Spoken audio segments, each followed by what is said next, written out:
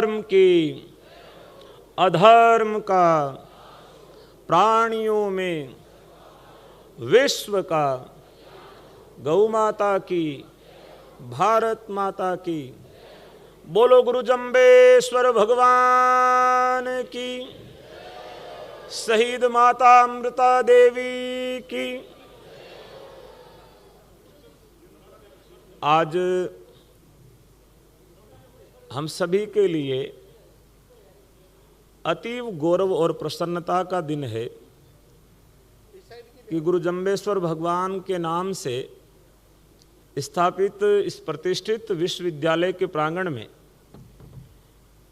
माता अमृता देवी चौक एवं माता अमृता देवी की प्रतिमा का अनावरण हरियाणा के माननीय मुख्यमंत्री जी श्री नायब सिंह सैनी जी के कर कमलों से होना है।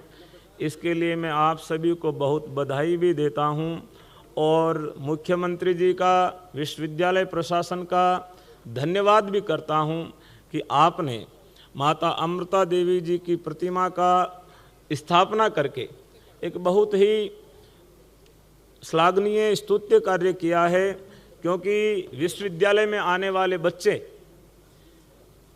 यहाँ से इस बात की प्रेरणा लेंगे, पर्यावरण के प्रति अपने उत्तरदायित्व को समझेंगे कि किस प्रकार से आज के इस आधुनिक युग में जहाँ स्वार्थ का ही अधिक बोलबाला है, वहाँ पर पेड़ों के लिए अपने सर का बलिदान देने वाली माता अमृता देवी से हम किस प्रकार से प्रेरणा ले सकते हैं और हमारी पर्यावरण के प्रति क्या जिम्मेदारियां हैं, क्या उत्तरदायित्व है, उसका हम किस प्रकार से निर्वहन कर सकते हैं, इस बात की प्रेरणा ये प्रतिमा देगी। इसके लिए मैं बहुत बहुत बधाई देता हूं और बहुत अतीव अभिभूत हूं।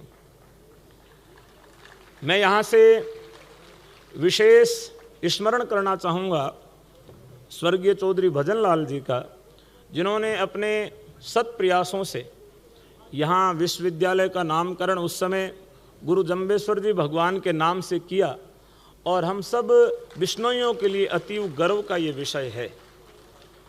चूँकि अभी मुख्यमंत्री जी का आगमन होने ही वाला है, उससे पूर्व कुछ क्षण मेरे पास हैं कि गुरु जंबेश्वर भगवान ने पर्यावरण के विषय में, पर्यावरण के क्षेत्र में जिसकी चिंता आज सबसे ज़्यादा विश्व को है, उसके बारे में आज से 5 शताब्दी वर्ष पूर्व क्या क्या कहा, क्या क्या उन्होंने किया।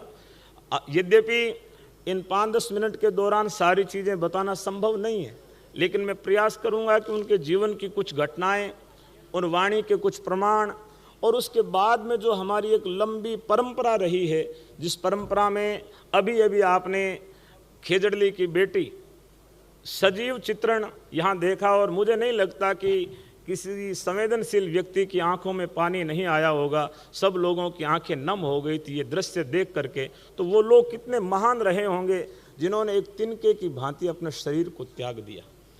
और साहित्य में ऐसा लिखा है कि जब जोधाने के मंत्री खेजड़ली में आए और आकर के उन्होंने कहा कि मैं जोधाने का मंत्री हूँ और मैंने जो है बड़ों को हटा दिया है, मेरे सामने कोई टिक नहीं सकता, तब माता अमृता देवी ने कहा था कि तू जोधाने को मंत्री है, हूँ बिश्नोई री बेटी हूँ। तू जोधाने रो मंत्री है, हूँ बिश्नोई री बेटी हूँ। पत्तो नी बाडन दूली, रूख रुखाड़ी बेटी हूँ। और उन्होंने कहा कि मैं पत्ता तो क्या सब कुछ काट दूंगा, पीछे हट जाओ। तब माता अमृता देवी ने वो उद्घोष किया जो आज पूरे विश्व को प्रेरणा देता है कि पीछे हट जाओ। उन्होंने कहा कि पीछे हटने से हमारा प्रण टूट जाएगा, पाछा खिसियाँ प्रण घटे, टकोन देवा डाण, सिर साठे जे रूक रहे तो भी सस्तो जान। ये उद्घोष माता अमृता देवी ने खेजड़ली की धरती से, जो जोधपुर में है, वो पूरा आपने मंचन यहाँ से देखा। इतनी प्रेरणा, इतना समर्पण और इतना भाव यदि किसी व्यक्ति के मन में आता है तो उसके लिए जिनके वचनों से हम प्रभावित हुए हैं उनके प्रति अति और अगाध श्रद्धा रही होगी, तभी ऐसा संभव हो पाता है। बाकी तो एक कांटा भी चुभता है तो बहुत पीड़ा होती है, असहनीय पीड़ा होती है और उसको सहन कर पाना मुश्किल हो जाता है। लेकिन भगवान गुरु जाम्बो जी, जिनका प्राकट्य गांव पीपासर में धोरों की धरती में हुआ और उन्होंने कहा कि भूय नागोरी में ऊंडे निर अवतार लियो। जो नागोरी भूमि है, नागोरी, इसका यदि विन्यास करते हैं तो नागोर यानी जिसके बारे में किसी ने गौर नहीं किया, ऐसी भूमि में भगवान ने अवतार लिया, उनका प्राकट्य हुआ और उन्होंने अवतार लेकर के बचपन से ही ऐसी ऐसी लीलाएं की जो कोई प्रकृति के विषयों में बहुत गूढ़ ज्ञान रखने वाला मनुष्य ही कर सकता है, हर किसी के बस की बात नहीं है। जब उनकी उम्र लगभग 8-10 वर्ष की रही होगी, उस समय भगवान गुरु जाम्बू जी ने, जब ग्वाल बाल साथ में थे और ग्वाल बालों ने उनसे आग्रह किया कि हमें प्यास लगी है और हमें ताज़ा पानी पीना है। आज पूरा विश्व इस बात को लेकर के चिंतित है कि आने वाले समय में पीने का पानी कहाँ से आएगा। ग्राउंड वाटर का जो लेवल है नीचे जा रहा है, बाहर के जितने जलाशय हैं वो सारे सूख रहे हैं और जो नेचुरल रिसोर्सेज हैं उनको प्रदूषित किया जा रहा है। तो कई लोग तो ऐसा कहते हैं कि आने वाला जो विश्व युद्ध यदि होगा किसी बात को लेकर तो वो पानी को लेकर। पानी पीने के दो ही विकल्प है, या तो धरती का जल हो और या फिर बारिश का पानी आवे। तब उन्होंने कहा कि महाराज बारिश तो अब मानसून ही नहीं है, कोई हल्के फुल्के बादल रहे होंगे और बिना मानसून के बारिश कैसे संभव है। भगवान गुरु जाम्बू जी ने कहा कि बारिश के लिए भी दो रास्ते हैं, या तो खूब सारे पेड़ पौधे जिस क्षेत्र में होते हैं वहाँ पे बारिश होती है। चूँकि धोरों की धरती थी, वहाँ पेड़ पौधे कम थे, इसलिए यहाँ पे जो प्रेशर बनना चाहिए बारिश होने के लिए वो बन नहीं पाता है। तो इसके लिए एक और उपाय है जिससे बारिश की जा सकती है, और मैं चाहूँ तो उससे तुरंत बारिश, इंस्टेंट बारिश की जा सकती है। तब उन्होंने आश्चर्यवश कहा कि ऐसा करके दिखाओ, ऐसा कैसे हो सकता है। आज भी लोग कह सकते हैं कि भाई कैसे पॉसिबल है। तब उन्होंने ग्वाल वालों से कहा कि आप एक नातना कपड़ा पकड़ के खड़े हो जाओ और अभी बारिश होने वाली है। तो ग्वाल वालों को, बच्चों को बड़ा आश्चर्य था, कौतूहल था कि बादल नहीं है तो बिना बादल की बारिश कैसे होगी। तब वो कपड़ा पकड़ के खड़े हो गए और भगवान गुरु जाम्बू जी ने उस समय अपनी सिद्धियों के बल से, या आज की भाषा में कहें तो उनके पास में भी कोई गुड वैज्ञानिक तकनीकी शक्तियां उनके पास में या कोई विधियां उनके पास में रही होगी, जिसका उन्होंने प्रयोग किया और थोड़ी देर में देखा कि आसमान से बारिश होने लगी और बारिश हुआ और मीठे पानी से उनका कमंडल, उनका पात्र जो है जल से भर गया। हमारे साहित्य में ये कथा अंकित है और हम बड़े भाव से, बड़े चाव से पिछले 500 वर्षों से गा रहे हैं। लेकिन पिछले दिनों मैंने जब देखा कि दुबई के अंदर बाढ़ की स्थिति उत्पन्न हो गई, वहाँ के साइंटिस्टों ने क्लाउड सीडिंग करवाई थी, और क्लाउड सीडिंग या उसको आर्टिफिशियल रेनिंग भी नाम दिया गया था। यानी वहाँ मानसूनी बारिश सामान्यतः होती नहीं है और वैज्ञानिकों ने कुछ आसमान के अंदर केमिकल का छिड़काव करके वहाँ पे बारिश करवाई। तब मेरे को याद आया कि वैज्ञानिक जिस विधि को आज अपना रहे हैं उसका शुभारंभ गुरु जाम्बू जी महाराज ने आज से 550 वर्ष धोरों की धरती में कर दिया था।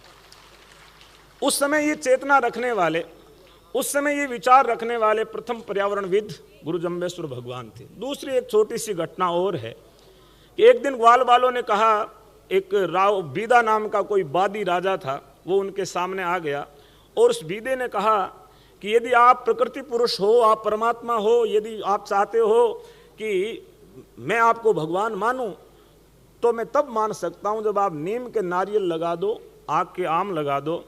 उस समय उन्होंने कहा कि मैं लगा सकता हूं। बोले संभव ही नहीं है, नीम के नारियल कैसे लग सकता है, आग के आम कैसे लग सकता है।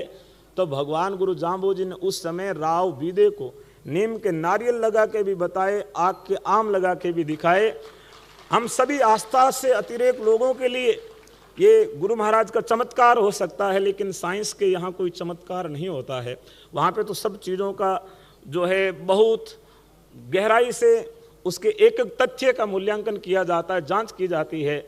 और जब इस विषय में साइंस आगे बढ़ी तो 1992 में एक ऑस्ट्रेलिया का वैज्ञानिक हुआ, उसने एक खोज की, इजाद की, और उसने फ्रूट सैलेड ट्री कंसेप्ट नाम से एक कंसेप्ट दिया और उसने एक ही पेड़ के ऊपर 7 प्रकार के अलग अलग फ्रूट लगा करके उन पर ग्राफ्टिंग की, उनके ऊपर जो है कलमें चढ़ाई और कलम चढ़ा करके पूरे विश्व को चौंका दिया कि एक ही रूट से निकलने वाले पेड़ पे 7 प्रकार के फ्रूट लगाए जा सकते हैं। और अब तो साइंस और आगे बढ़ चुकी है कि एक पेड़ पे मेरे को जानकारी मिली कि 40 प्रकार के फ्रूट लगाए जा चुके हैं अब तक, लेकिन इन सब की शुरुआत भगवान गुरु जाम्बोजी ने आज से 550 वर्ष पहले की। उस समय ये सोचने वाले लोग नहीं थे, उस समय लोगों के लिए सारी चमत्कार की बातें थी, लेकिन उन चमत्कार को साक्षात हमारे सामने उतारने का काम अब साइंस कर रहा है। और साइंस और धर्म के बीच में संतुलन बनाने वाला यदि कोई प्रथम अवतार इस धरती पर हुआ है तो गुरु जाम्बोजी से बड़ा कोई अवतार हो नहीं सकता। और उन्हीं के नाम से ये यूनिवर्सिटी है, और इसी यूनिवर्सिटी में माता अमृता देवी जिन्होंने अपना सर्वोच्च बलिदान दे करके अपने साथ में 362 और लोगों को लेकर के केवल एक पेड़ को बचाया। आज सरकारें पेड़ों के ऊपर जुर्माना लगा रही है, कोई कह रहा 1000 बहुत है, कोई कह रहा 5000 बहुत है, कोई कह रहा 10,000 बहुत है, लेकिन हमारे सिर से इसकी कीमत कौन लगा सकता है। उन्होंने कहा कि मूल्य से पेड़ों को आंका नहीं जा सकता, हमारे लिए तो सिर 60 रोंक रहे तो भी सस्तो जान, सिर से भी ज़्यादा महत्वपूर्ण हमारे लिए पेड़ है। ऐसी भावना रखने वाले बिश्नोई हमारे पूर्वज, जिनकी हम संतानें हैं, जिनकी हम संतति है, हमें बड़ा गर्व होता है जब उनकी बातों को पढ़ते हैं, जानते हैं। और सज्जनों, माताओं, ये कोई एक ही घटना नहीं हुई है हमारे इतिहास में। खेजड़ली से पहले एक रामासड़ी गांव है, वहाँ पे कर्मा और गोरा नाम की 2 बहनों ने बलिदान दे करके एक खेजड़ी को बचाया था। ये खेजड़ली घटना से पहले की घटना है। नेतू और खेवणी जिन्होंने तिलवासनी गांव में अपना बलिदान दे करके, शहीदी दे करके पेड़ों की रक्षा की थी, और उसके बाद में भी ये क्रम रुका नहीं है। अभी पीछे बूचोजी एचरा पोलास में और वन्य जीव क्षेत्र में तो निरंतर हमारे बलिदान जारी है। और आपको जान करके अपने आप पे गर्व होगा कि सेना से बाहर सिविलियन को कभी शौर्य चक्र पुरस्कार नहीं मिलता है, लेकिन हमारे अमर शहीद निहाल चंद धारणिया जी को वन्य जीवों के रक्षार्थ बलिदान देने पे भी शौर्य चक्र का पुरस्कार भारत सरकार के द्वारा दिया गया है। तो हमारे पास में एक लंबी श्रृंखला है जिन्होंने पेड़ों के लिए, जीव जंतुओं के लिए, हरे वृक्षों को बचाने के लिए, इस पारिस्थितिकी को बचाने के लिए अपना बलिदान दिया है। और आज भी गांव गांव, ढाणी ढाणी, हर क्षेत्र में बिश्नोई गोली की आवाज़ को सुनकर के 2 लोग भागते हैं। सीमा पे यदि सैनिक है तो वो गोली की आवाज़ सुनते ही गोली के सामने भागता है, और ढाणी में बैठा हुआ बिश्नोई यदि गोली की आवाज़ सुनता है तो वो सुन करके सामने दौड़ता है कि कोई जीव को मारने वाला आया है, और जीव को बचाने के लिए अपनी छाती सामने दे देता है और पेड़ों की रक्षा करता है। जो हमारे अंदर ये भाव है, ये समर्पण का भाव है, ये भगवान गुरु जाम्बोजी की वाणी से प्रेरित है। एक और बड़ी विशिष्ट घटना हमारे गुरु जाम्बोजी महाराज के जीवन में हुई। गुरु महाराज की एक मुंह बोली बहन थी, उमाबाई, रोटू की रहने वाली थी। उमाबाई ने भगवान गुरु जाम्बोजी से आग्रह किया कि आप मेरे को मायरा भरने के लिए आओ, कुल वाले, परिवार वाले मेरे से रूठ गए हैं। तब ये लौकिक व्यवहार की बात थी, लेकिन भाई और बहन के बीच में जो प्रेम होता है वो अपने आप में अनूठा होता है, उसकी कोई दूसरी उपमा नहीं दी जा सकती। बहन ने आग्रह किया और भगवान गुरु जाम्बोजी ने अपने जितने भी शिष्य वृंद थे, जिनमें राजा लोग भी थे, सेठ साहूकार भी थे, उस समय के विद्वान लोग भी थे, चिंतक भी थे, लेखक भी थे, कवि भी थे, सब प्रकार के लोग थे। उन सब से भगवान ने एक दिन आदेश दिया कि हमें मेरी बहन को मायरा भरने के लिए जाना है। सब ने आश्चर्य किया कि आपकी तो कोई बहन सुनी नहीं। तब कहा कि मैं कह रहा हूँ मेरी बहन है। और भगवान गुरु जाम्बोजी समरातल दौरे से चल करके रोटू गांव गए। उस समय कहते हैं उनके साथ में इतने हाथी, घोड़े, पालकियां, साधन, व्हीकल, बड़े बड़े विशेष उस समय के व्यक्ति थे, और उनको लेकर के भगवान जाम्बोजी, आखा तीज का दिन था जो वैशाख के महीने में होती है, और वैशाख के महीने में आखा तीज अमूमन अप्रैल के लास्ट या मई के महीने में पड़ती है। और उस समय राजस्थान में तो बहुत ज़्यादा गर्मी होती है। और भगवान जाम्बोजी जब रोटू गांव पहुंचे तब गांव के लोगों को पहले तो भरोसा नहीं था कि जाम्बोजी कोई मायरा भरने के लिए थोड़ी आएंगे, लेकिन भगवान पहुंचे। जब वहां पे पहुंचे तब साथ में राजा महाराजा सब उस समय के अमीर लोग थे, विशेष व्यक्ति थे। उन्होंने कहा कि गुरुजी हम यहाँ तो आ गए, लेकिन यहाँ तो कोई बंदोबस्त ही नहीं है, इतनी धूप है, अब तो शाम है, रात तो चलो जैसे तैसे निकल जाएगी, लेकिन कल जब सुबह होगी तब अपने हाथी घोड़ों को कहाँ बांधेंगे, अपने बैठने के लिए छांव नहीं है, अपने हाथी घोड़े कहाँ बैठेंगे। तब भगवान जाम्बो ने कहा कि अभी तो रात बाकी है, रात रात में तो बहुत कुछ करामात हो सकती है। और रात रात में रोटू गांव में ऐसी करामात हुई जिसे सुनकर के आज पूरे विश्व को जो है गर्व करना चाहिए कि भारत भूमि पे ऐसे महामानव उस समय प्रकट होकर के आए थे। रात रात का समय काफी था और गांव के सब लोग सामने खड़े हैं। भगवान जाम्बो जी से कहा कि आप रथ से नीचे कदम रखो। भगवान जाम्बो जी ने रथ से नीचे अपना कदम रखा, और जैसे ही भगवान का चरण धरती के संपर्क में आया, देखो वो देव प्रकृति पुरुष थे, और आज हम जब कदम रखते हैं तो हमारे पैर जलते हैं, लेकिन जब परमात्मा या देवी पुरुष कोई भी पृथ्वी पे कदम रखेगा तो पृथ्वी पिघल गई। कहते हैं वहाँ पे जो पत्थर था वो पिघल गया और उस पत्थर के ऊपर भगवान का चरण अंकित हो गया।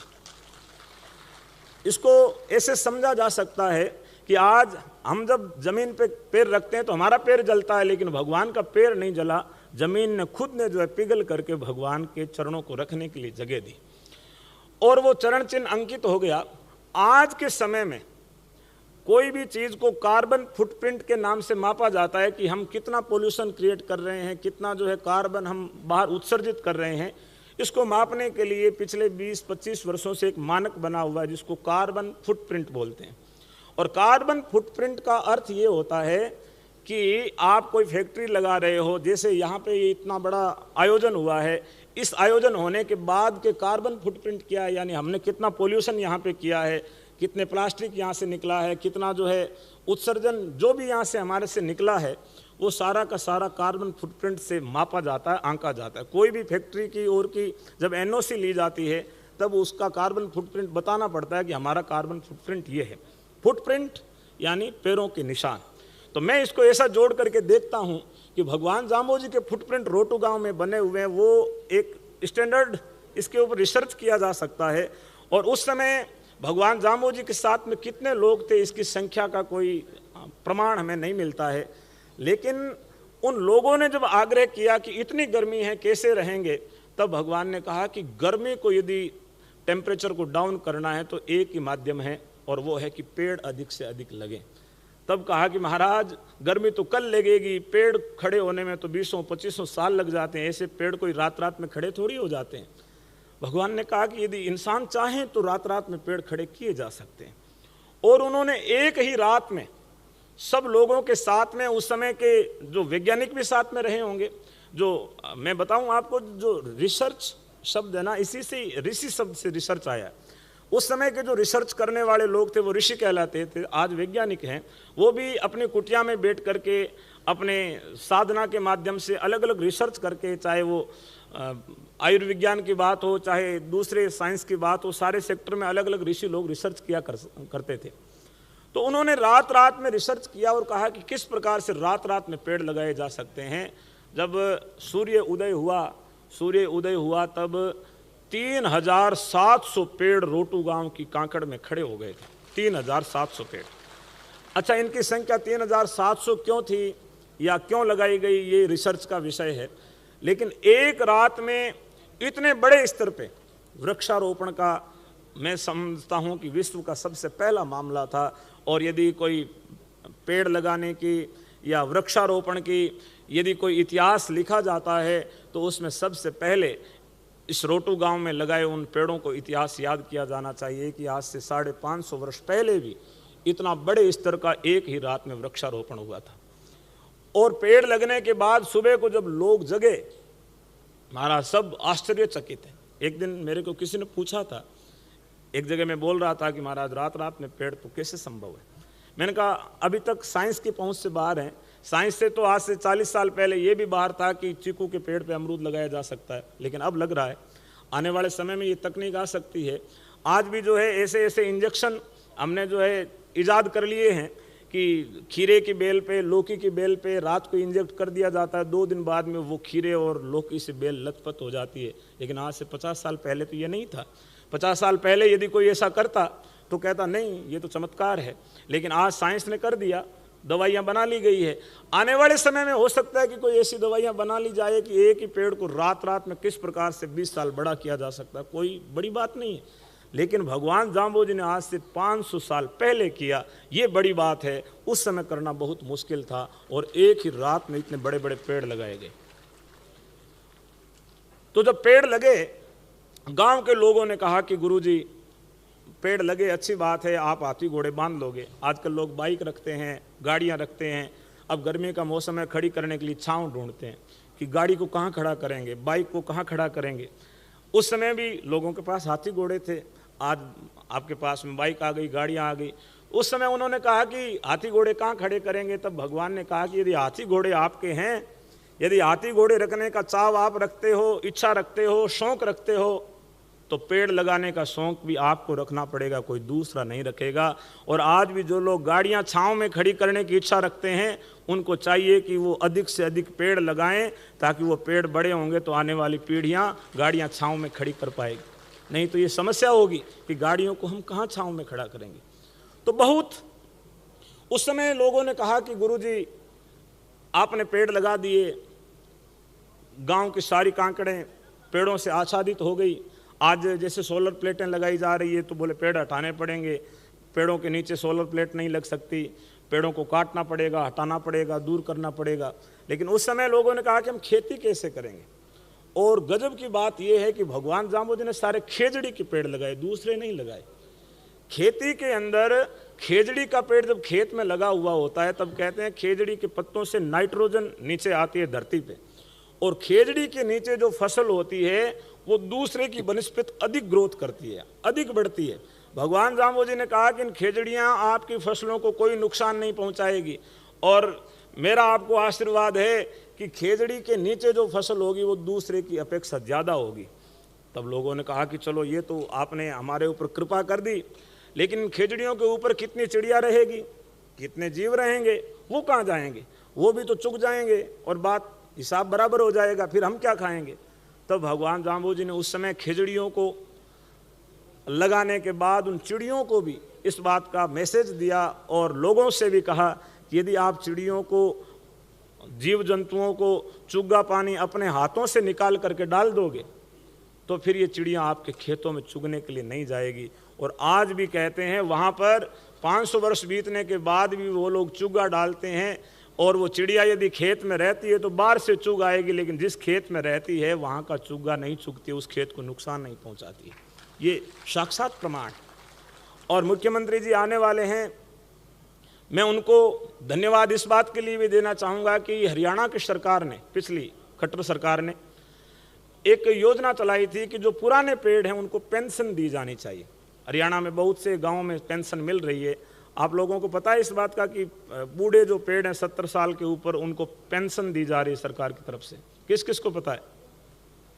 आधे लोगों को पता है। मैं पीछे रोटू गया, तब मैंने विचार किया कि यदि ये हरियाणा वाली मॉडल राजस्थान में भी लागू हो जाए, दूसरे स्टेट में भी लागू हो जाए, तो इसका सबसे अधिक लाभ राजस्थान के बिश्नोइयों को मिलेगा, क्योंकि उनके खेतों में खेजड़ियाँ जो है पिछले 500 वर्षों की खड़ी है, और उनके चाहे किसी भी प्रकार की फॉरेंसिक जांच करानी हो और करवानी हो, करवा लो, 500 साल की खेजड़ियाँ खड़ी है। और कहते हैं एक पेड़ को शायद 2-2.5 हज़ार रुपये मिल रहे हैं। यदि इतने मिल जाएं तो किसान अपने खेतों में पेड़ ही लगाएगा, दूसरे काम करेगा ही नहीं। तो इसके लिए मैं हरियाणा सरकार का धन्यवाद देना चाहता हूँ कि आपने पूरे देश के अंदर ये मॉडल जो है यहाँ से लागू किया। पेड़ों को पेंशन, इंसानों को पेंशन नहीं मिलती है, लेकिन वृक्षों के लिए इतनी जो है संवेदनशीलता हरियाणा सरकार दिखा रही है, तो ये धन्यवाद की पात्र है। आज हमारे लिए इससे बड़ी खुशी, इससे बड़ी प्रसन्नता और दूसरी हो नहीं सकती कि भगवान गुरु जाम्बोजी के नाम से स्थापित इस विश्वविद्यालय में उनके ही पद चिन्हों पर, उनके बताए हुए फुटप्रिंट पे चल करके माता अमृता देवी ने बलिदान दिया, और उनकी प्रतिमा आज मुख्य चौक पे लग रही है।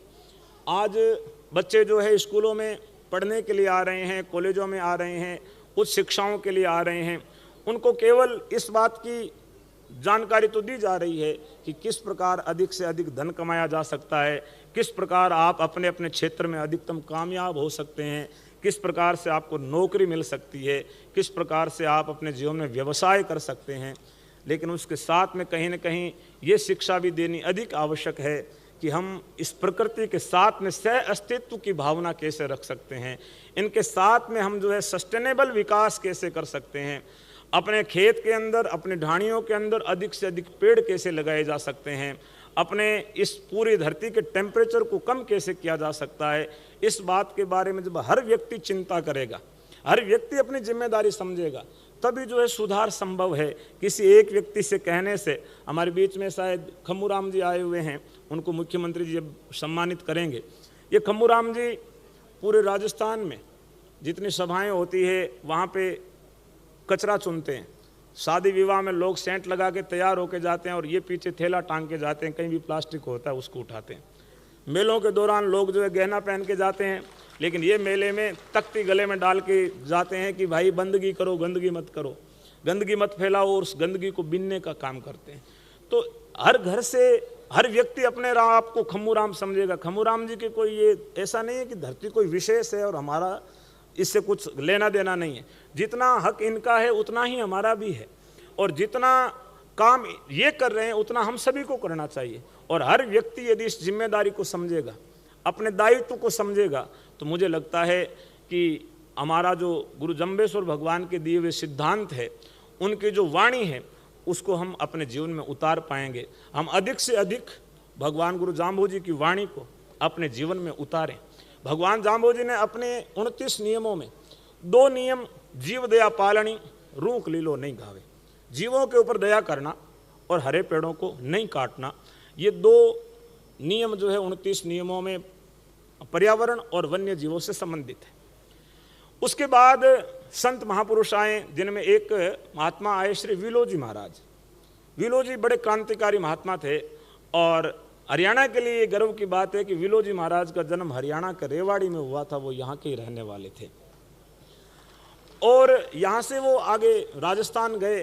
बड़े सिद्ध पुरुष थे, और हर चीज़ को बड़ी बारीकी से, चाहे बोलचाल की बात हो, चाहे व्यवहार की बात हो, उन्होंने वाणी को सुधारने की बातें कही कि बोलचाल में हम जो अशुद्धियाँ और जो हमारी विसंगतियाँ हैं उनको किस प्रकार से दूर किया जा सकता है। इस विषय में भी श्री विलो जी महाराज ने बहुत काम किया। तो श्री विलो जी महाराज ने एक जगह लिखा कि जांडी हिरण संहार देख सिर दीजिए। चूँकि आज सब स्टूडेंट्स भी बैठे हैं, विशेष लोग भी बैठे हैं, तो आप लोगों को मैं एक विशेष जानकारी ये भी दे दूं कि हम बिश्नोई जितने साके हुए, जैसे ये खेजड़ी के लिए, अभी खेजड़ी की बेटी नाटक का मंचन हुआ, ये खेजड़ी के लिए बलिदान हुआ। और वन्य जीवों की यदि बात करते हैं तब हिरणों के लिए हमारे अधिक जो है बलिदान हुए हैं। राजस्थान का जो राज्य पशु है वो चिंकारा है, और हरियाणा का भी जो राज्य पशु है वो काला हिरण है। दोनों में समानता है। तो अधिकतर बिश्नोई जो है राजस्थान से हरियाणा आए हैं, तो हम लोग हिरण और खेजड़ी को बचाते हैं। एक पत्रकार जी ने भी मेरे से पूछा था कि आप लोग केवल हिरण और खेजड़ी इन दोनों को क्यों विशेष रूप से बचाते हैं, क्या इनके साथ में आपकी धार्मिक आस्था जुड़ी हुई है या कोई और इसके पीछे वैज्ञानिक कारण है? इसके पीछे हमारी धार्मिक आस्था तो जुड़ी है, लेकिन धार्मिक आस्था जुड़ने के पीछे का जो कारण है, लॉजिक है, वो पूरा का पूरा साइंटिफिक है, पूरा का पूरा वैज्ञानिक है। और उस समय महात्मा श्री विलो जी कितने गंभीरता से उन्होंने चिंतन किया होगा, कितना गंभीर अध्ययन किया होगा, पूरी जीव जंतु और वानस्पतिकी को पढ़ा होगा, तब उन्होंने जो है इन दोनों का नाम विशेष रूप से रेखांकित करते हुए इन दोनों का नाम लिया होगा। यद्यपि बिश्नोई चींटी को मरने से भी डरता है कि कोई चींटी भी मेरे हाथ से मरे नहीं। उन्होंने कहा कि जब पानी भी छान करके पीते हैं तब पानी की भी जीवाणी की जाती है। पानी छान करके पानी का जो नातना होता था, आजकल तो फिल्टर आ गए, ये सिंथेटिक जो है छलनी आ गई है, लेकिन पहले कपड़े से पानी छाना जाता था। और कपड़े से जब पानी छानते थे, पानी को छान करके वापस उसी पानी का जो बड़ा पात्र होता था, जैसे कुंडी है, डिग्गी है, उसके अंदर वापस कपड़े को भिगा दिया जाता था, ताकि किसी प्रकार का कोई जीव है वो मरे नहीं। सूक्ष्म जीव को हिंसा से भी हम लोग बचते हैं। लेकिन हिरण और खेजड़ी, इन दोनों के विषय में, दोनों का आपस में जो संबंध है वो बहुत गहरा संबंध है सज्जनों। खेजड़ी राजस्थान का मरुस्थल का सबसे महत्वपूर्ण जो है वनस्पति है। वहाँ यदि 7 साल 8 साल भी लगातार अकाल पड़े तो भी खेजड़ी अपने आप को सरवाइव कर पाती है, खेजड़ी नहीं मरती है, क्योंकि उसकी जड़ें जितनी ऊपर होती है उससे दुगुना ज़्यादा नीचे गहरी जड़ें उसकी जाती है, और पाताल से भी वो जो धरती में थोड़ी सी नमी होती है उससे भी अपने आप को जिंदा रख लेती है। और हमारे पुरखों ने तो खेजड़ी के छिलके खा करके अकाल में अपने आप को संभाल करके रखा है, अपने जीवन को जो है सरवाइव किया है। तो खेजड़ी सुख दुख की साथी रही है, लेकिन इस खेजड़ी को बचाया कैसे जाए? आज तो जैसे पेड़ पौधे लगाने के लिए प्रेरणा दी जा रही है, इंस्पिरेशन दी जा रही है, प्रधानमंत्री जी कहते हैं एक पेड़ माँ के नाम लगाया जाना चाहिए, इस प्रकार के अनेक प्रकार के मूवमेंट चलाए जा रहे हैं। लेकिन उस समय तो ऐसा संभव नहीं था, संचार के माध्यम नहीं थे, तो इन पेड़ों को इतने वर्षों से बचा कौन रहा है? तब प्रकृति की जब हम स्टडी करते हैं, पर्यावरण को जब हम पढ़ते हैं, तब पता चलता है कि जितने पेड़ हैं उन सब पेड़ों के साथ में कोई न कोई एक उसका स्प्रेडर जीव होता है, चाहे वो रेंगने वाला हो, चाहे उड़ने वाला हो, चाहे चलने वाला हो। एक पेड़, उसके पेड़ के साथ में कोई न कोई जीव जुड़ा हुआ है। कोई पेड़ के साथ चूहा जुड़ा है, कोई पेड़ के साथ गिलहरी जुड़ी है, कोई पेड़ के साथ तोता जुड़ा है, कोई पेड़ के साथ कौवा जुड़ा है, कोई पेड़ के साथ कोई और जीव जुड़ा है, वो उसका स्प्रेडर है।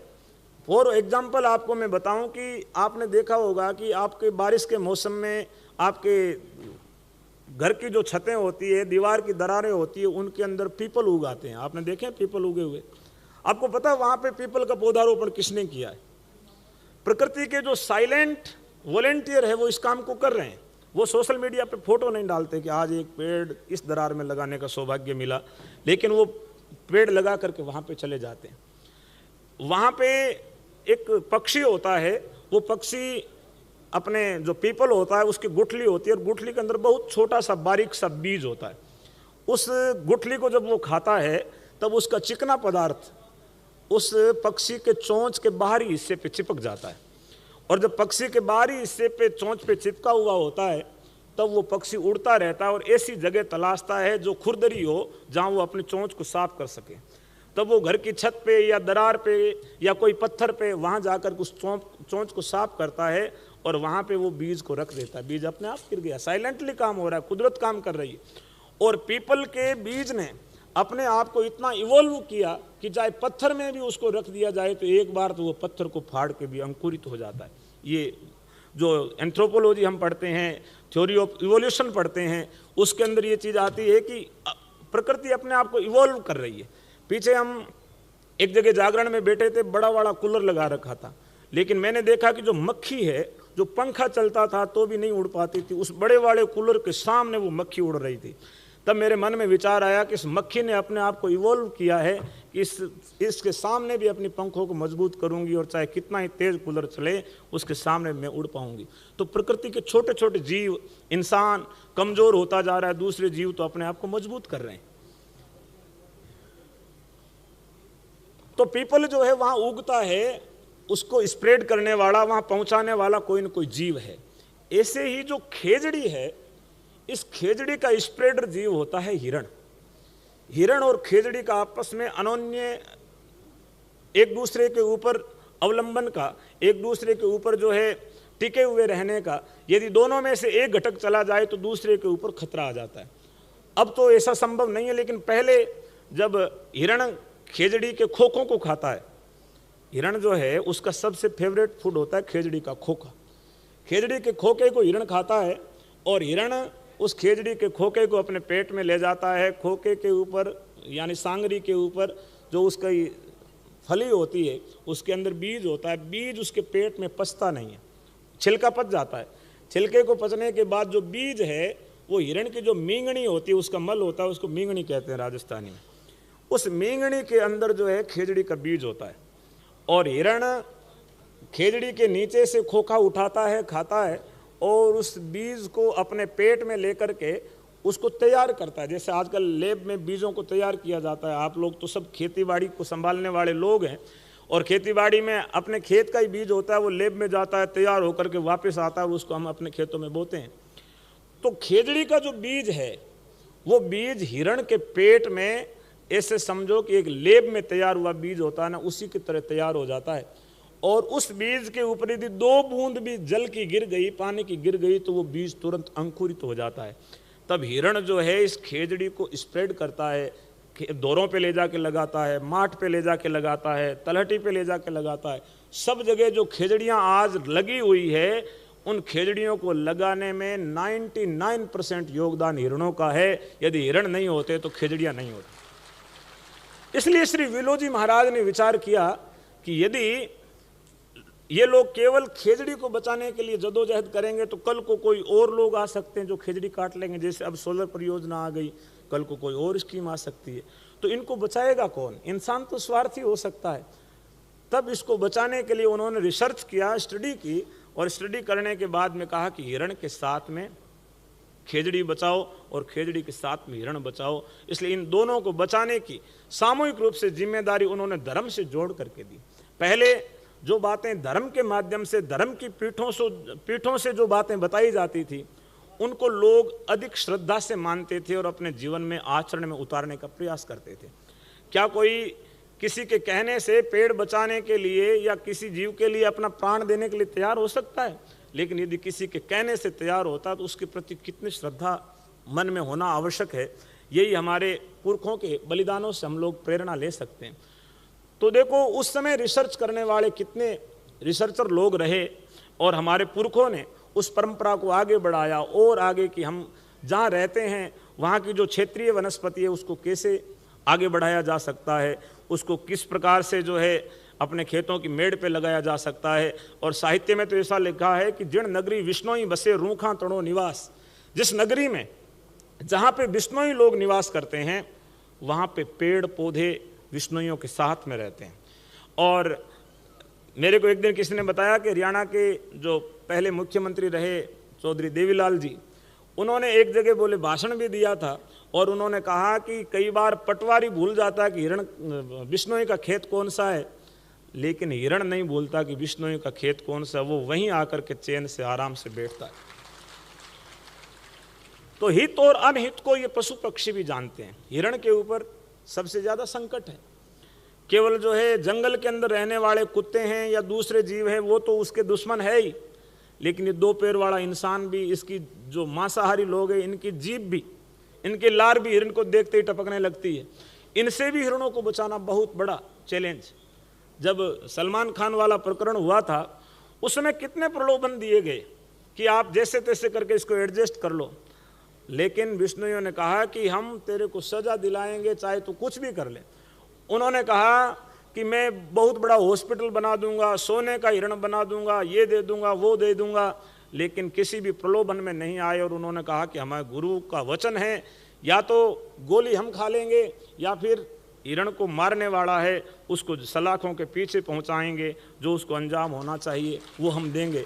ऐसा भाव आज भी कूट कूट के भरा हुआ। आज भी कहीं भी कोई हिरण का बच्चा खेत पे मिल जाता है तो कई बार भोलेपन में माताएं बहनें उसको उठा के ले आती है कि ये बच्चा खेत में बैठा है। एक ये संदेश भी मैं आपको देना चाहूँगा इस मंच के माध्यम से कि इस बारे में भी मैं थोड़ा सा सावधान और थोड़ा सा इसके बारे में जानकारी लेने की ज़रूरत है। आप अपने खेत में काम कर रहे हो और खेत में कोई हिरणी ने अपने बच्चे को जन्म दिया है और वो मृग छोना किसी झाड़ी के नीचे या किसी डोड़ के पास में छुपा करके वो माँ जाती है, वो चर फिर के आती है और वापस आकर के वहीं बच्चे को संभालती है। लेकिन आपा खेत में जा और अपन देखते ही सोचते कि ओहो ये तो बिल्कुल जो है अनाथ पड़ा, इसके कोई रक्षा करने वाला नहीं, इसकी माँ मर गई होगी, अपने आप ही कल्पना करते हैं और उस मृग छोने को उठा के अपने घर ले आते हैं। हालांकि मन में भाव यही है कि इस हिरण को बचाना है, लेकिन असल में माँ ने वहाँ छुपा के रखा है। आपको यदि ऐसा लगता है कि वो खतरे में है तो आप दूर रह करके उसका ध्यान रख लो, शाम तक उसकी माँ आ जाएगी उसके पास में। यदि माँ नहीं आती है तो 1-2 दिन के बाद में उसको घर लाना चाहिए, लेकिन हम तुरंत उसको उठा करके घर ले आते हैं। घर लाने के बाद में उसको जो है दूध पिलाते हैं और धीरे धीरे वो पारिवारिक हो जाता है इंसानों के साथ में। वो उसकी जो प्राकृतिक जो उसकी प्रवृत्तियां हैं उनको वो भूल जाता है। फिर उसको यदि जंगल में छोड़ते हैं या कहीं दूसरी जगह छोड़ते हैं तो वहाँ वो अपने आप का बचाव नहीं कर पाता और उसको दूसरे जीव जल्दी से उसको शिकार बना लेते हैं। अब पीछे एक शिकार की घटना हुई, उस शिकार की घटना में जो शिकारी लोग हैं उनके पास में टॉर्च है और टॉर्च के पास में उन्होंने एक पुर्जा लगा रखा है। उसको जैसे ही वो टच करते हैं तो उसके अंदर से एक ऐसी आवाज़ आती है जैसे वो हिरणी होती है वो अपने हिरण को, अपने साथ वालों को जैसे पुकार लगाती है रक्षा के लिए, ऐसी आवाज़ उसमें से निकलती है और दूर से हिरण चल करके आता है और वो उसका शिकार कर लेते हैं। तो ऐसे मारने वाले लोग भी अलग अलग प्रकार की तकनीकें अपना रहे हैं, लेकिन किसी भी रूप से यदि भोले मन से किसी भी, हम चाहे भाव हमारा कैसा भी हो कि हमें हिरण को दया भाव से उठा के लाए हैं, लेकिन यदि भूल से भी किसी एक मृग छोने को, जिसकी माँ उसको छोड़ के गई है, और उसको आप घर लेके आ जाते हो, आपने 2 महीने 4 महीने पाल पोस के बड़ा किया, फिर आपने चाहे उसको रेस्क्यू सेंटर में छोड़ा है, चाहे उसको चिड़ियाघर में छोड़ा है या पुनर्वास केंद्र में छोड़ा है, वहाँ वो उसको सर्वाइव करने में बहुत ज़्यादा दिक्कतें आती है। तो इस बारे में भी थोड़ा हमें सावधान रहने की और सजग रहने की ज़रूरत है। तो आज हमारे लिए बहुत खुशी का क्षण है और मुझे लगता है कि अभी मुख्यमंत्री जी पहुंचने ही वाले होंगे और आने के बाद उनके विचार हम लोग सुनेंगे। उनसे भी मैंने 2-3 चीज़ों की मांग रखी है कि मैं उनसे आएंगे तब मांग करूंगा, और शायद आएंगे तब समय का अभाव रहेगा, उससे पहले मैं आप लोगों की अनुमति लेना चाहूँगा और आप लोगों को बता देना चाहता हूँ कि मेरी क्या इच्छा है। मेरी ये भावना है कि जिस प्रकार से आज गुरु जम्बेश्वर विश्वविद्यालय में माता अमृता देवी का स्टैचू लगा है, प्रतिमा लगी है, तो इस प्रतिमा से बच्चों को प्रेरणा मिलेगी। हर यूनिवर्सिटी में विजिट करने वाले व्यक्ति को प्रेरणा मिलेगी कि ये कौन है कि पेड़ों के लिए इन्होंने सिर दिया। तब आदमी के मन में आता है कि इन्होंने सिर दे के पेड़ बचाए, तो हम भी मैक्सिमम प्रयास तो कर सकते हैं कि पेड़ों को किस प्रकार से बचाया जा सकता है, लेकिन उससे थोड़ा और आगे बढ़ने की ज़रूरत है। राजस्थान की जो स्कूली पाठ्यक्रम है, उस पाठ्यक्रम में माता अमृता देवी के नाम से एक पाठ है, एमपी में भी पाठ है, महाराष्ट्र में भी पाठ है, केरला में भी ये पीछे सुनने में आया कि वहाँ भी माता अमृता देवी का अध्याय वहाँ के पाठ्यक्रम में लगा हुआ है। तो मैं इस मंच के माध्यम से मुख्यमंत्री जी से कहना चाहूँगा कि हरियाणा सरकार में भी जो शिक्षा विभाग है उसमें आप हस्तक्षेप करें और उनको आप रिकमेंड करें कि हरियाणा के बच्चों के लिए भी माता अमृता देवी का पाठ पढ़ाया जाना चाहिए, ताकि उनको प्रेरणा मिलती रहे। छोटे छोटे जो बच्चे हैं उनके मन में भी ये भाव जगे कि किस प्रकार से माता अमृता के साथ में उनकी बेटी आसी, रत्ना, उन्होंने जो है आगे आकर के सिर दे कर के भी पेड़ों को बचाया है। तो उस प्रकार से हमें भी पेड़ों को बचाने के लिए अधिकतम प्रयास करने चाहिए। इस बात के लिए भी मैं मुख्यमंत्री जी से निवेदन करूंगा और मैंने लिख रखा है, उनको दूंगा। शायद उस समय समयाभाव रहेगा, इसलिए मैं आपको बताना चाहता हूं। और दूसरा, राजस्थान और मध्य प्रदेश दोनों स्टेट में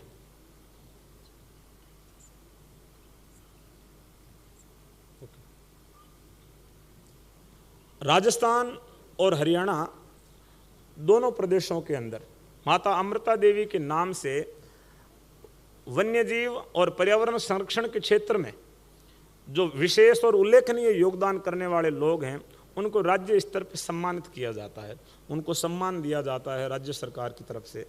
तो मैं हरियाणा सरकार से भी निवेदन करना चाहूँगा कि हरियाणा में भी इस प्रकार से एक कोई पुरस्कार माता अमृता देवी के नाम से शुरू किया जाना चाहिए, जिनसे कि जो लोग ग्राउंड लेवल पे पेड़ पौधों को बचाने के लिए, उनको संरक्षित रखने के लिए और जीव जंतुओं को बचाने के लिए काम कर रहे हैं, उनका उत्साहवर्धन हो और माता अमृता देवी जी के नाम से पुरस्कार को पाकर के वो भी अपने आप को गौरवान्वित महसूस करें। तो ये भी मेरा निवेदन है कि पंजाब में भी विचाराधीन है और शायद बहुत जल्दी पंजाब में भी ये पुरस्कार शुरू हो जाएगा और हरियाणा में भी हो जाएगा, तो हमारे लिए बहुत गर्व की बात होगी। और हरियाणा में जो वन्य जीव उपचार और रेस्क्यू और पुनर्वास केंद्र बने हुए हैं, और पीछे हमारे बड़ोपल में माननीय मुख्यमंत्री जी आए थे और उन्होंने हमारे ब्रह्मलीन स्वामी राजेंद्रानंद जी महाराज के नाम से उस पुनर्वास केंद्र को बनाने की घोषणा भी मुख्यमंत्री जी ने अपने मुखारविंद से की थी, और उसको भी हम चाहते हैं कि वो जल्दी से जल्दी शुरू हो जाए।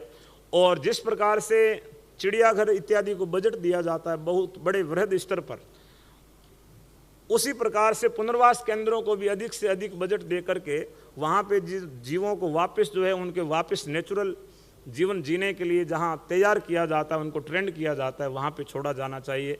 और उसको भी अधिक से अधिक सरकार की तरफ से बढ़ावा दिया जाना चाहिए। और दूसरा, मेरे को कुछ डाटा भी प्राप्त हुए हैं कि पिछले 10 वर्षों में हिसार, फतेहाबाद और सिरसा, ये 3 जो हमारे बिश्नोई बाहुल्य क्षेत्र है, इन तीनों क्षेत्रों में लगभग 10,000 घायल जीव जिनको रेस्क्यू सेंटर पहुंचाया गया, 10,000। और 10,000 जीवों में 1500 हिरण हैं लगभग, जो सरकारी आंकड़े इनके रेस्क्यू सेंटर से मिले हैं उनके अनुसार। उन 1500 जीवों को, हिरणों को जब रेस्क्यू सेंटर पहुंचाया जाता है, उनको प्राथमिक उपचार दिया जाता है, जब वो ठीक हो जाते हैं तब उनको या तो चिड़ियाघर हिसार भेजा जाता है या दूसरी जगह भेजा जाता है, और वहाँ पहुँचने के बाद में उनकी बचने की संभावना न के बराबर होती है। तो ऐसे जीवों को जब हम पुनर्वास केंद्र पर भेजेंगे, चूँकि हरियाणा का राज्य पशु भी काला हिरण है, इसलिए उसको बचाने की जिम्मेदारी सरकार की और ज़्यादा हो जाती है। तो इन हिरणों को किस प्रकार से बचाया जा सकता है, इनके लिए जो रिजर्व एरिया है वो रखा जाना चाहिए, ताकि जो है ये जीव आराम से विचरण कर सकें और इस धरती की शान को बढ़ा सके और हम सभी के लिए गौरव दे सकें। दूसरा जो है, एक मेरा निवेदन है कि बिश्नोई चाहे गाँव में बैठे हैं, चाहे ढाणी में बैठे हैं, कहीं भी बैठे हैं, जहाँ बैठे हैं वो बड़े समर्पण भाव के साथ में, जहाँ पेड़ों की कटाई होती है, तुरंत आवाज़ उठाने के लिए लोग, अब राजस्थान में सब जगह घटनाएं होती है तो लोगों के फ़ोन आते हैं, कभी जयपुर से आते हैं, कभी उधर अलवर से आते हैं कि इस प्रकार से हमारे यहाँ पेड़ कट रहे हैं और बिश्नोई समाज हमारी मदद करें। यानी हर व्यक्ति के मन में फॉरेस्ट विभाग से पहले ये विचार आता है कि कोई बिश्नोई साथ में होना चाहिए। तो ऐसे जो बिश्नोई गाँव-गाँव, ढाणी-ढाणी में काम कर रहे हैं, उनको पीछे राजस्थान सरकार ने जो वॉलेंटियर, उनको जो है सरकारी रजिस्टर्ड रूप में लिया गया था और उनको विशेष रूप से ट्रेनिंग भी दी गई कि किस प्रकार से जीवों को बचाना है, किस प्रकार से आपके कौन कौन से अधिकार हैं, जिन अधिकारों के अंतर्गत आप जीवों की रक्षा कर सकते हैं, पेड़ों की रक्षा कर सकते हैं। ये सारी चीज़ें उन जो हमारे वॉलेंटियर है उनको सरकार के द्वारा बताया जा रहा है राजस्थान में। तो हरियाणा में भी उसी तर्ज पे जो लोग ग्राउंड लेवल पे अच्छा काम कर रहे हैं, उन लोगों को भी मानद वन्य जीव प्रतिपालक या मानद रूप से, जैसे पेड़ों के लिए पेड़ प्रतिपालक, ऐसी कोई न कोई उपाधि उनको दे करके उनको चिन्हित किया जाना चाहिए, ताकि ज़रूरत पड़े तब पता चले कि वो बिल्कुल निःशुल्क रूप से सरकार को अपनी सेवाएं देने के लिए तैयार हैं, लेकिन सरकार उनको साथ में मिलाने के लिए कुछ प्रयास करें, ऐसा भी मेरा निवेदन है।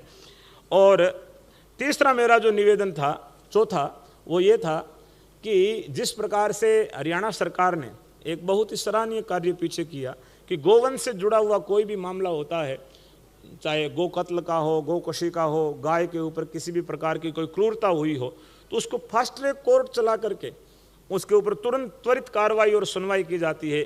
ऐसे ही जो वन्य जीवों के शिकार के मामले हैं, उनको भी फास्ट ट्रैक कोर्ट चला करके तुरंत उनके ऊपर त्वरित कार्रवाई हो जाए, तो जो है जो शिकार करने वाले लोग हैं उनके अंदर भी खौफ होगा। और इससे अधिक भी यदि कोई समय मिलेगा तो हम और विस्तार से बातें और विचार कर सकते हैं। आज चूँकि आप सब लोगों का मैंने समय बहुत अधिक ले लिया और ज़्यादा समय लेने से थोड़ी सुस्ती भी आप लोगों में आई है, लेकिन मुख्यमंत्री जी जब आएंगे तब अवश्य ही आप में ऊर्जा का संचार हो जाएगा। तो मैं अधिक नहीं कहूँगा, इतना ही कहते हुए अपने वचनों को, अपनी वाणी को विराम दूंगा कि आप सब लोग आज जिस भाव से, जिस उत्साह से इस विश्वविद्यालय के सभागार में आप बैठे हो, ये उत्साह यहाँ से दुगुना हमें लेकर के जाना है कि आज हम इस क्षण के साक्षी बने कि हमारी आंखों के सामने इस मूर्ति का अनावरण मुख्यमंत्री जी के हाथों से हुआ। लेकिन हम यहाँ से क्या लेके जा रहे हैं, हमें यहाँ से मन में क्या संकल्प लेकर के जाना है। केवल आए, देखे, ताली बजा के चले गए, इतने से कोई विशेष लाभ नहीं होने वाला है। ठीक है, एक मन को सुकून मिलेगा कि हम इसके साक्षी बने, लेकिन असली लाभ तब होगा जब हमें प्रेरणा मिलेगी। इन बच्चों ने, जो अभिनय का मंचन करने वाले लोग थे, उन्होंने कितना सुंदर और समर्पण के साथ में इस नाटक का मंचन किया था। आप सब लोगों के आंखों में पानी आया होगा कि क्या परिस्थितियां रही होगी और किन परिस्थितियों में उन लोगों ने पेड़ों को बचाया। क्या आज हम उतना प्रयास कर पा रहे हैं? क्या आज हम उतना कुछ दे पा रहे हैं? इस विषय में भी विचार करने की ज़रूरत है। और आप मन में संकल्प लेके जाना कि जैसे गुरु जाम्बू जी महाराज ने उमाबाई को मायरा भरने के लिए गए और 3700 पेड़ लगा दिए। तो आपके घर में भी जब शादी हो, कोई जागरण हो, कोई पार्टी हो, कोई बर्थडे सेलिब्रेशन हो, कुछ भी हो, उस उत्सव के काम में एक पेड़ प्रकृति को लगा करके भी इस प्रकृति को भी हरियाली की चादर हमें देनी चाहिए। हम गिफ्ट देते हैं ना सबको, जैसे बहन हैं उसको ओढ़ावनी करते हैं, बड़े हैं उनको कपड़े देते हैं, तो ये धरती भी हमारी माँ है और धरती का श्रृंगार पेड़ पौधे हैं। जब भी कोई विशेष उत्सव हो, उस विशेष उत्सव के दौरान पेड़ पौधे लगा करके, अधिक से अधिक वृक्ष लगा करके आप पेड़ लगाओगे तो पेड़ आपकी मेमोरी को सदैव रखेगा कि मेरे 21वें जन्मदिन पे ये पेड़ लगा है, 22वें पे ये लगा है, इस सालगिरह पे ये पेड़ लगा है। अलग अलग पेड़ लगाओ और अधिक से अधिक जो है धरती को हरा भरा रखो। जिस घर में माँ खुश होती है उस घर में बच्चे अपने आप जो है प्रफुल्लित हो जाते हैं। और जिस धरती पे हम रहते हैं ये धरती माँ खुश रहेगी, खुशहाल रहेगी। धरती का श्रृंगार है पेड़ पौधे। जब विराट पुरुष की परिकल्पना वेदों में की गई है, उस विराट पुरुष की परिकल्पना में जो विराट पुरुष है, परमात्मा है, उनके जो रोमावली है, बाल हैं, वो पेड़ पौधे हैं। आज लोग अपने हेयर स्टाइल पे कितना खर्च कर रहे हैं। कोई बालों को सफ़ेद बना रहा है, कोई काला बना रहा है, कोई करली बना रहा है, कोई स्ट्रेट कर रहा है, कोई कुछ कर रहा है, उनके ऊपर कितना खर्च कर रहे हो। लेकिन ये जो धरती का श्रृंगार है, उस विराट पुरुष परमात्मा की रोमावली पेड़ पौधे हैं। इन पेड़ों को भी हमें बचा करके सुंदर सुंदर लगा करके इस प्रकृति का श्रृंगार करना है। और इस प्रकृति का श्रृंगार करोगे तो आपका कोई भी देवता होगा ना, वो देवता अपने आप ही प्रसन्न हो जाएगा। अब आगे सावन का महीना आ रहा है। सावन के महीने में महादेव जी को जल चढ़ाते हैं, शिव जी को जल चढ़ाते हैं। और शिव जी को जल इसलिए चढ़ाते हैं क्योंकि शिव जी ने विष पान किया था और उस विष का शमन करने के लिए देवताओं ने उनके ऊपर जल की धारा जो है प्रवाहित की थी। परंपरा है, तब से सावन के महीने में लगातार शिवालय में जल चढ़ाया जा रहा है। 1 लोटा जल शिवालय में चढ़ाओ। और मैं समझता हूँ कि वर्तमान में जो जहर पीने वाले कोई इस प्रकृति में कोई है तो वो पेड़ हैं। हम कार्बन डाइऑक्साइड दे रहे हैं, हम जो है जहर छोड़ रहे हैं, उस जहर को पेड़ पौधे अपने आप में ले रहे हैं और हमें प्राणवायु ऑक्सीजन दे रहे हैं। तो 1 लोटा जल शिव जी पे चढ़ाओ और 2 लोटा जल पेड़ों में भी डालो, ताकि ये भी हमारे शिव है और ये हमारे जहर को पीने वाले, ये भी अपने आप में भक्ति है। और हमारे तो यहाँ कंकर कंकर में शंकर को देखा गया है, कण कण में शिव है। तो इस बात का भी हमें विचार करना है, ये संकल्प लेकर के जाने हैं। नए ज़माने के साथ में हम भक्ति भी करें, कर्मकांड भी करें, उससे जो अधिकतम मैक्सिमम जो है लाभ हमें मिले, दूसरों को मिले, परहित की भावना मिले। ऐसे संकल्पों को लेकर के हमें जो है यहाँ से प्रस्थान करना है। और आप सबको देख करके हृदय प्रफुल्लित है कि पूरा सभागार आज भरा हुआ है। सब पर्यावरण प्रेमी लोग हैं, सब जो है शिक्षाविद लोग हैं और आप सब लोगों के बीच में बोल करके मैं अभिभूत हूँ। एक बार जोरदार सब लोग जयकारा लगाएंगे और जयकारे के बाद अपनी वाणी को विराम दूंगा। बोलो गुरु जम्बेश्वर भगवान की, माता अमृता देवी की, 363 शहीदों की बहुत बहुत धन्यवाद। अब से निवेदन रहेगा।